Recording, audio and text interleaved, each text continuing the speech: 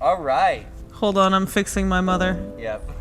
So when I had an idea Lindsey was going to be the best soccer player in the world, she announced it when she was like 5. And then when she got to be about 14, I started thinking, she's going to make this come true. I always say she became good despite the fact she started out rough with me. That's not true. But yeah, I was her coach till she was 11. Then I thought, I can't do anything more for her, and introduced her to other coaches, and they all fawned over her. She's my sweetie girl. That is a nickname. Do I have any nicknames for you? I still sometimes say mommy. You do, and I love that. It was in my phone for so long, and then I think a few friends were just like, probably should change that. I think probably some other athlete, maybe a tennis player or a coach. Have you seen me play tennis lately? I have. She's pretty much good at every sport she does. And then I could see her coaching someday too. Thank you. That's nice.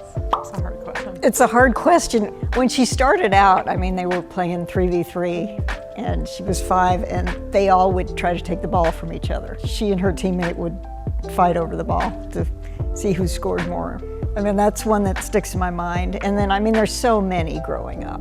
You know, the World Cup definitely was huge. So many huge tournaments.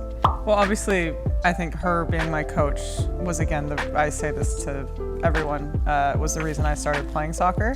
I wasn't going to play if she wouldn't be my coach, because I was a very shy kid and I needed my mom, and that meant a lot. But one memory I do have of my mom was when I did change teams and she was no longer my coach. It was a very nerve-wracking time for me, and she basically had to drag me out of the car to get me to go to the training, and I thought it was just like, it was cool. She had a lot of faith in me, and she wanted me to be in the best situation possible, and she just wanted me to get to that point. So she got me out of that car, I went to that training, and the rest is history. I'm glad that's a fond memory. That was a hard day. It was very hard for me.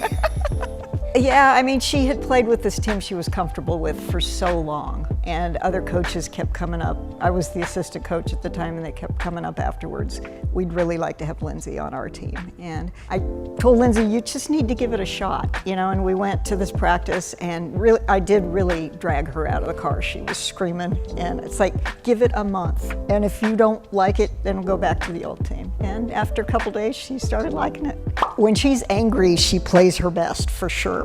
And I think she's just got this inner drive and aggression, and just strives to always be the best. I mean, it was weird. She announced she was going to be the best soccer player in the world when she was 5. And she just, I mean, she's pushed every day for that. Just very, very motivated and compelled, and very proud of her. Oh, that is hard. I don't know if it's necessarily like the advice, but I think it's more so the support that I had from her. I don't think a lot of parents, let alone just a mom who's, you know, taking care of her baby, you know, lets them kind of go on their own path and do what they want to do and do everything they can for that passion. And I think she supported that so much by driving me to the 4 sessions I would do a day, allowing me to go to France at age 17 and turn down a college scholarship. I think it's really hard for a parent to imagine your kid going through that. So I think that alone was something that is just so special for me, and she's been there every step of the way. She was my team manager when I was younger. She was my coach. She's at every soccer thing in my life. So I've enjoyed it very much. I hope so. I have. I think that's I a still lie, do.